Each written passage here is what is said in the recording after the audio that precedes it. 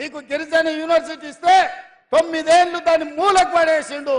నిన్న మనం కొట్లాడితే మొదలు పెట్టిండు, అది కూడా పూర్తి చేయలే. బయ్యారం ఉక్కు కర్మాగారాన్ని కట్టలేదు. కాజీపేటలో రైల్వే కోచ్ ఫ్యాక్టరీ ఇవ్వలేదు. ట్రిపుల్ ఐటీ ఇచ్చిన దాన్ని రద్దు చేసిండు.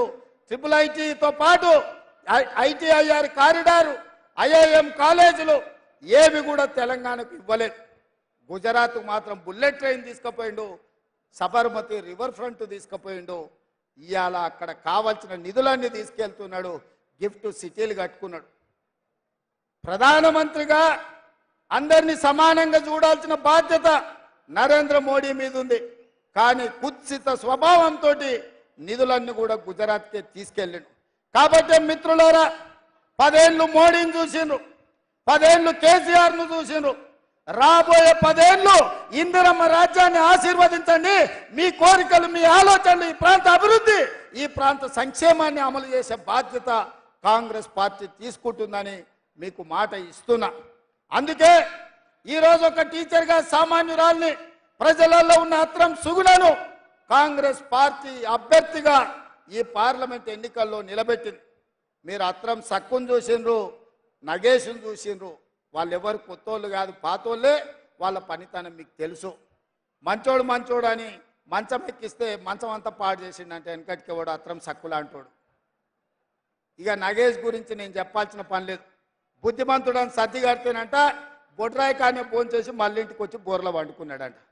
నగేష్ ఎమ్మెల్యేగా, మంత్రిగా, ఎంపీగా అన్ని పనులు చేసిండు. మీ అందరూ చూసినోడే. వాళ్ళెవరు తక్కువ కాదు. కేసీఆర్ దొరెంతనో మా గిరిజన దొరలు, ఆదివాసీలు వీళ్ళు కూడా దొరలే. 11 వరకు కిందికి రాడంట నగేష్. మావాడు చెప్తుండే. చేయి కలిపితే ఎంబడే దస్తు పెట్టి తుడుస్తాడంట పేదోని చేయి కలిపితే. ఎందుక ఈ దొరలు మనకు అవసరమా? అక్కడ ఫామ్ హౌస్లు ఉండే దొరలైనా, ఇక్కడ ఆదిలాబాద్లో ఉండే దొరలైనా, ఈ దొరలతో మనకేం పని ఉంది? అందుకే మిత్రులారా, మా అక్కలకు ముఖ్యంగా మీలో ఉండే ఒక ఆడబిడ్డకు అవకాశం వచ్చింది. ఇంటైనా ఏం చెప్పినా వినకండి. సాయంత్రం హాఫ్ ఫుల్లో ఆయన వేసి వచ్చి ఓటేయండి అంటే కూడా ఆయన చెప్పినప్పుడు సరే నుండి బూతులకు పోయినాక మీ ఆడబిడ్డ కోటేయండి. ఎందుకంటే ఆడబిడ్డలకు అవకాశాలు వచ్చేదే తక్కువ. సీతక్కనిస్తే గెలిపిస్తే ఎట్లయితే మంత్రిని చేసినామో ఇవాళ రాష్ట్రానికి సీతక్క నాయకత్వం వహిస్తుందో రేపు అత్రం సుగుణను కూడా గెలిపించండి.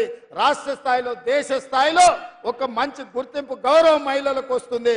మహిళలకు ఇస్తే ఓడిపోతారంటే రేపు మీ పిల్లలకు కానీ ఆడబిడ్డలకు కానీ అవకాశాలు రావు. అందుకే మా అక్కలందరికీ విజ్ఞప్తి చేస్తున్నా, ఈ ఆడబిడ్డను ఆశీర్వదించండి. మీలో ఒకరు మీ పేదింటి ఆడబిడ్డ, ఈ ఆడబిడ్డను గెలిపించాల్సిందిగా మీ అందరిని కోరుకుంటూ మీ దగ్గర సెలవు తీసుకుంటున్నా. మీరందరు సిద్ధమేనా? ఏమంటలేరు? అప్పటి నుంచి చాలా జోరు చూపిస్తారు కదా. సిద్ధమేనా? ఆదిలాబాద్ రెడీనా? అత్రం సుగ్నాన్ని గెలిపించడానికి ఆదిలాబాద్ అంతా సిద్ధమేనా? సిద్ధం అన్నోళ్ళందరూ చేయికి పైకెత్తండి. మా అక్కలు కూడా ఎత్తాలి మీ ఆడబిడ్డను ఆశీర్వదించడానికి. జై కాంగ్రెస్, జై కాంగ్రెస్. హస్తం గుర్తుకే. ధన్యవాదాలు మిత్రులారా.